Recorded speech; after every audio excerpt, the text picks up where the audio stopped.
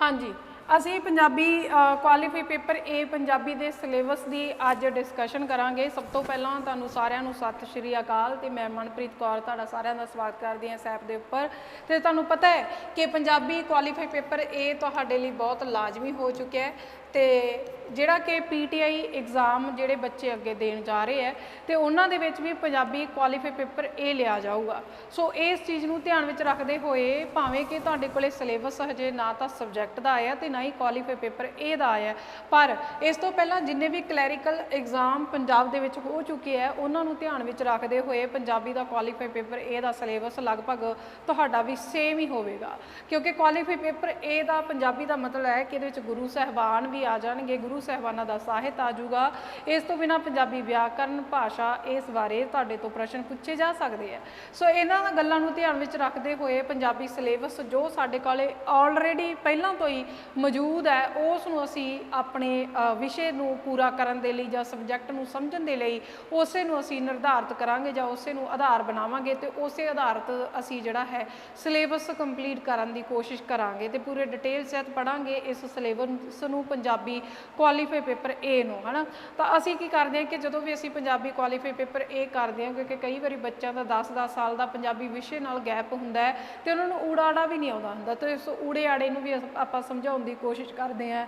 ਲਗਾ ਮਾਤਰਾ ਕੀ ਹੁੰਦੀਆਂ ਹੈ, ਸਿਹਾਰੀ ਬਿਹਾਰੀ ਕਿਵੇਂ ਬੋਲਣਾ, ਕਿਵੇਂ ਕਹਿਣਾ, ਇਹ ਚੀਜ਼ਾਂ ਵੀ ਅਸੀਂ ਸਮਝਾਉਣ ਦੀ ਕੋਸ਼ਿਸ਼ ਕਰਦੇ ਹਾਂ। ਧੁਨੀ ਨੂੰ ਅਸੀਂ ਕਿਵੇਂ ਉਚਾਰਨਾ ਹੈ, ਪੰਜਾਬੀ ਦੇ ਵਿੱਚ ਸ਼ਬਦ ਸ਼ੁੱਧ ਉਚਾਰਨ ਕਿਵੇਂ ਕਰਨਾ, ਸ਼ੁੱਧ ਕਿਵੇਂ ਲਿਖਣਾ ਹੈ, ਇਹ ਵੀ ਅਸੀਂ ਨਾਲੋਂ ਨਾਲ ਸਿਲੇਬਸ ਦੇ ਵਿੱਚ ਹੀ ਕਲੀਅਰ ਕਰਾਂਗੇ, ਕਿਉਂਕਿ ਪੀਟੀਆਈ ਵਾਲੇ ਜਿਹੜੇ ਬੱਚੇ ਹੁੰਦੇ ਇਹਨਾਂ ਦਾ ਸਿਲੇਬਸ ਦੇ ਨਾਲੋਂ ਜਾਂ ਕਹਿ ਲਓ ਪੰਜਾਬੀ ਦੇ ਨਾਲੋਂ ਕਾਫੀ ਲੰਮਾ ਸੰਪਰਕ ਜਿਹੜਾ ਹੈ ਉਹ ਟੁੱਟ ਚੁੱਕਿਆ ਹੁੰਦਾ ਹੈ।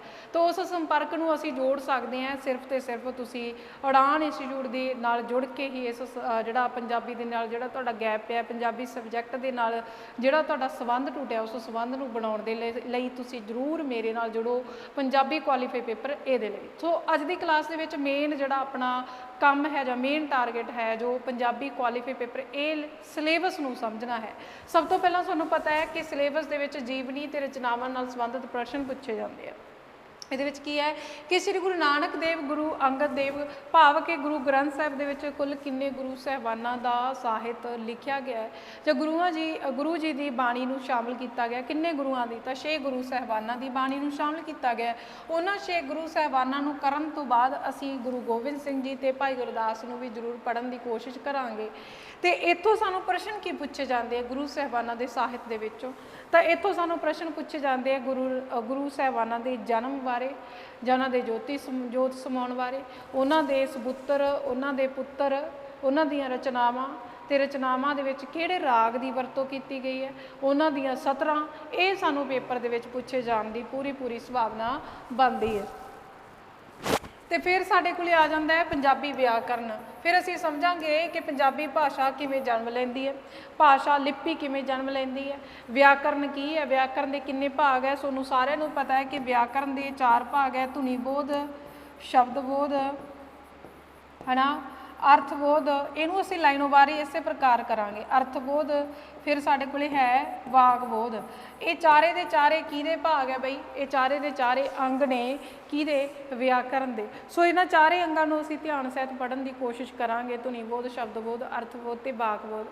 ਧੁਨੀ ਬੋਧ ਦੇ ਵਿੱਚੋਂ ਵੀ ਸਾਨੂੰ ਬਹੁਤ ਸਾਰੇ ਸਵਾਲ ਪੁੱਛ ਲਏ ਜਾਂਦੇ ਆ, ਖੰਡੀ ਅਖੰਡੀ ਕੀ ਹੁੰਦਾ ਹੈ। ਸ਼ਬਦ ਬੋਧ ਦੇ ਵਿੱਚੋਂ ਵੀ ਨਿਰਾਰਥਕ ਸਾਰਥਕ ਸ਼ਬਦ ਸ਼੍ਰੇਣੀਆਂ ਕੀ ਹੁੰਦੀਆਂ।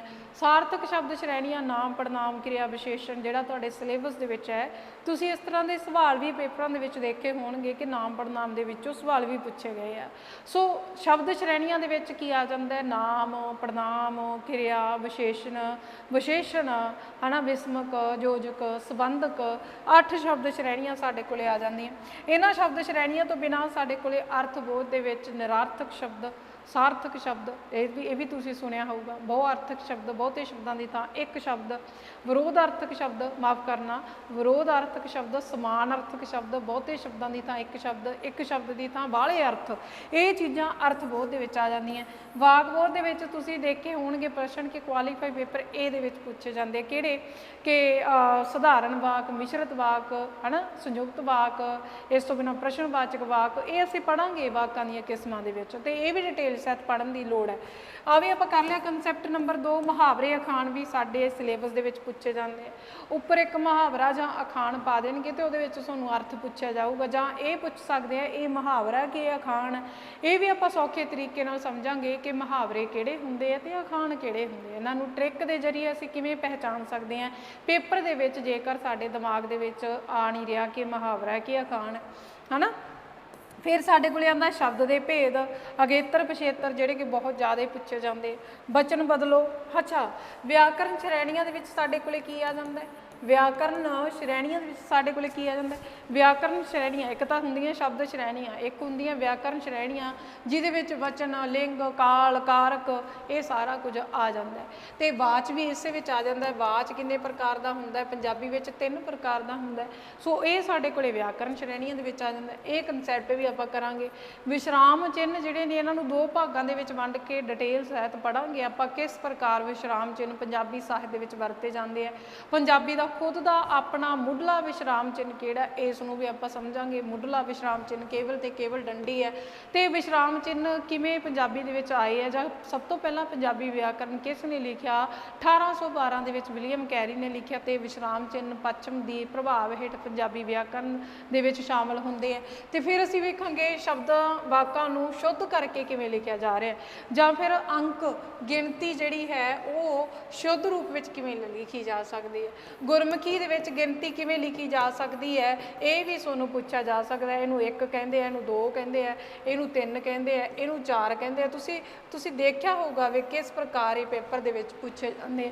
ਸੋ ਇਸ ਪ੍ਰਕਾਰ ਗੁਰਮੁਖੀ ਗਿਣਤੀ ਵੀ ਤੁਹਾਨੂੰ ਪੇਪਰ ਦੇ ਵਿੱਚ ਅੰਕਾਂ ਸਹਿਤ ਪੁੱਛੀ ਜਾ ਸਕਦੀ ਹੈ। ਜਾਂ ਫਿਰ 59 ਕਿਵੇਂ ਪਊਗਾ, ਇਹ ਵੀ ਤੁਹਾਨੂੰ ਪੇਪਰ ਦੇ ਵਿੱਚ ਪੁੱਛੇ ਜਾਂਦੇ ਆ। ਤਾਂ ਸ਼ੁੱਧ ਸ਼ਬਦ ਕਿਵੇਂ ਲਿਖਣੇ ਆ? ਅੰਗਰੇਜ਼ੀ ਸ਼ਬਦਾਂ ਦਾ ਪੰਜਾਬੀ ਵਿੱਚ ਸ਼ੁੱਧ ਰੂਪ ਕਰੋ। ਜਿਵੇਂ ਇੱਕ ਸਵਾਲ ਹੈ, ਫਾਈਲ ਨੂੰ ਪੰਜਾਬੀ ਵਿੱਚ ਕੀ ਕਹਿੰਦੇ ਆ? ਮਿਸਲ ਕਹਿੰਦੇ ਆ। ਤੇ ਇਸ ਪ੍ਰਕਾਰ ਅੰਗਰੇਜ਼ੀ ਤੋਂ ਪੰਜਾਬੀ ਸ਼ਬਦ ਵੀ ਪੁੱਛੇ ਜਾਂਦੇ ਆ।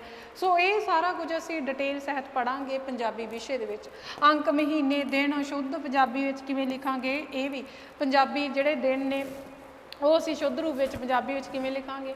ਮਹੀਨੇ ਜਿਹੜੇ ਹੈ ਉਹ ਅਸੀਂ ਚੇਤ, ਫੱਗਣ, ਮਾਘ, ਸਾਉਣ, ਇਹ ਸਾਰੇ ਅਸੀਂ ਮਹੀਨੇ ਕਿਵੇਂ ਲਿਖਾਂਗੇ।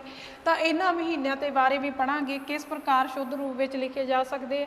ਪੰਜਾਬੀ ਭਾਸ਼ਾ ਨਾਲ ਸੰਬੰਧਿਤ ਪ੍ਰਸ਼ਨ ਮੋਸਟ ਇੰਪੋਰਟੈਂਟ। ਪੰਜਾਬੀ ਭਾਸ਼ਾ ਦਾ ਜਨਮ ਕਦੋਂ ਹੋਇਆ, ਪੰਜਾਬ ਕਦੋਂ ਹੋਂਦ ਵਿੱਚ ਆਇਆ, ਹਰਿਆਣੇ ਤੇ ਪੰਜਾਬ ਦੀ ਵੰਡ ਕਦੋਂ ਹੋਈ ਹੈ, ਇਹ ਸਾਰੀਆਂ ਚੀਜ਼ਾਂ ਸਾਡੇ ਸਿਲੇਬਸ ਦੇ ਮੁਤਾਲਕ ਬਹੁਤ ਜ਼ਰੂਰੀ ਹੈ। ਪੰਜਾਬੀ ਭਾਸ਼ਾ ਦੇ ਜਨਮ ਨਾਲ ਸੰਬੰਧਿਤ ਗੱਲਬਾਤ ਕਰਾਂਗੇ ਕਿ ਪੰਜਾਬੀ ਭਾਸ਼ਾ ਕਿਸ ਤੋਂ ਜਨਮ ਲੈਂਦੀ ਹੈ। ਵੈਦਿਕ ਸੰਸਕ੍ਰਿਤ ਭਾਸ਼ਾ ਤੋਂ ਜਨਮ ਲੈਂਦੀ ਹੈ।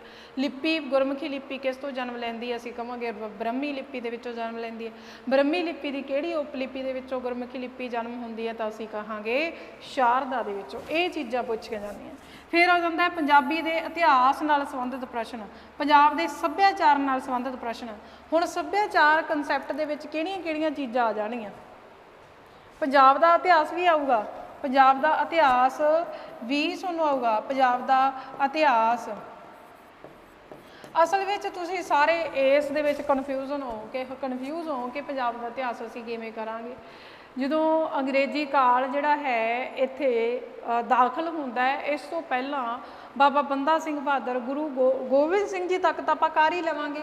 ਗੁਰੂ ਗੋਬਿੰਦ ਸਿੰਘ ਜੀ ਤੋਂ ਬਾਅਦ ਬਾਬਾ ਬੰਦਾ ਸਿੰਘ ਬਹਾਦਰ ਰਾਜ ਕਾਇਮ ਕਰਦੇ ਆ। ਫਿਰ ਉਸ ਤੋਂ ਬਾਅਦ ਮਹਾਰਾਜਾ ਰਣਜੀਤ ਸਿੰਘ ਆ ਜਾਂਦੇ ਆ, ਮਿਸਲਾਂ ਆਉਂਦੀਆਂ। ਬਾਬਾ ਬੰਦਾ ਸਿੰਘ ਬਹਾਦਰ ਤੋਂ ਮਿਸਲਾਂ ਆਉਂਦੀਆਂ, ਮਿਸਲਾਂ ਤੋਂ ਬਾਅਦ ਉਹਨਾਂ ਨੂੰ ਇਕੱਠਿਆਂ ਕਰਕੇ ਮਹਾਰਾਜਾ ਰਣਜੀਤ ਸਿੰਘ ਨੇ ਰਾਜ ਭਾਗ ਸਾਂਭਿਆ। ਪਰ ਇਸ ਰਾਜ ਭਾਗ ਦੇ ਵਿੱਚ ਦੌਰਾਨ ਕਿਹੜੇ-ਕਿਹੜੇ ਯੁੱਧ ਹੋਏ ਆ, ਜਾਂ ਕੀ ਕੁਝ ਵਾਪਰਿਆ, ਕੀ ਭਾਣੇ ਵਾਪਰੇ ਆ, ਉਹਨਾਂ ਨੂੰ ਵੀ ਅਸੀਂ ਪੰਜਾਬ ਦੇ ਇਤਿਹਾਸ ਦੇ ਵਿੱਚ ਕਰਨ ਦੀ ਕੋਸ਼ਿਸ਼ ਕਰਾਂਗੇ। ਅੱਛਾ, ਮਿਸਲਾਂ ਦੇ ਵਿੱਚੋਂ ਸਾਨੂੰ ਕੀ ਸਵਾਲ ਆ ਜਾਂਦੇ ਕਿ ਮਿਸਲਾਂ ਦਾ ਮੁਖੀ ਕੌਣ ਹੈ, ਸਭ ਤੋਂ ਵੱਧ ਤਾਕਤਵਰ ਮਿਸਲ ਕਿਹੜੀ ਰਹੀ ਹੈ। ਇਸ ਪ੍ਰਕਾਰ ਦੇ ਸਵਾਲ ਸਾਨੂੰ ਪੇਪਰ ਦੇ ਵਿੱਚ ਪੁੱਛੇ ਜਾ ਸਕਦੇ ਆ।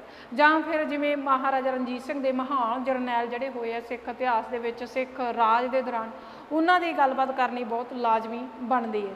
ਜਾਂ ਫਿਰ ਸਾਨੂੰ ਸਵਾਲ ਪੁੱਛ ਲਏ ਜਾਂਦੇ ਕਿ ਮਹਾਰਾਜਾ ਰਣਜੀਤ ਸਿੰਘ ਦਾ ਜਨਮ, ਮਹਾਰਾਜਾ ਰਣਜੀਤ ਸਿੰਘ ਨੇ ਗੱਦੀ 'ਤੇ ਕਦੋਂ ਬਿਰਾਜਮਾਨ ਹੋਏ, ਤੱਕੜੀ ਦੀ ਸਰਪ੍ਰਸਤੀ ਕਿਹਨੂੰ ਕਿਹਾ ਜਾਂਦਾ ਹੈ। ਇਸ ਪ੍ਰਕਾਰ ਦੇ ਸਵਾਲ ਤੁਹਾਨੂੰ ਪੁੱਛੇ ਜਾ ਸਕਦੇ ਆ। ਪੰਜਾਬ ਦੇ ਇਤਿਹਾਸ ਨਾਲ ਸੰਬੰਧਿਤ, ਪੰਜਾਬ ਦੇ ਵਿੱਚ ਪਹਿਲਾ ਗਵਰਨਰ ਕੌਣ ਸੀ, ਅੰਗਰੇਜ਼ੀ ਸ਼ਾਸਨ ਦੌਰਾਨ ਕੌਣ ਆਇਆ ਇੱਥੇ ਪਹਿਲੀ ਵਾਰ, ਇਹ ਚੀਜ਼ਾਂ ਤੁਹਾਨੂੰ ਪੁੱਛੀਆਂ ਜਾ ਸਕਦੀਆਂ। ਠੀਕ ਹੈ। ਪੰਜਾਬੀ ਸੱਭਿਆਚਾਰ ਨਾਲ ਸੰਬੰਧਿਤ ਪ੍ਰਸ਼ਨ ਕਿਸ ਪ੍ਰਕਾਰ ਦੇ ਪੁੱਛੇ ਜਾ ਸਕਦੇ ਆ। ਪੰਜਾਬੀ ਸੱਭਿਆਚਾਰ ਦੇ ਵਿੱਚ ਲੋਕ ਗੀਤ ਹੈ ਨਾ, ਅਖਾਣ, ਮੁਹਾਵਰੇ ਤਾਂ ਆਈ ਜਾਣਗੇ। ਸਾਡੇ ਪੰਜਾਬੀ ਸੱਭਿਆਚਾਰ ਦੇ ਵਿੱਚ ਲੋਕ ਧਾਰਾ ਕਨਸੈਪਟ ਵੀ ਇਹਦੇ ਵਿੱਚ ਹੀ ਸ਼ਾਮਲ ਹੁੰਦਾ ਹੈ। क्योंकि सभ्याचारक एक विशाल वरतार है तो लोकधारा कंसैप्ट ये समाया हुआ है। लोकधारा दे विच साडे कोले लोक गीत, ठीक है, फिर ये लोक नाट, फिर लोक कला, फिर पहरावा, इस तो बिना गहने, ठीक है, मेले त्यौहार,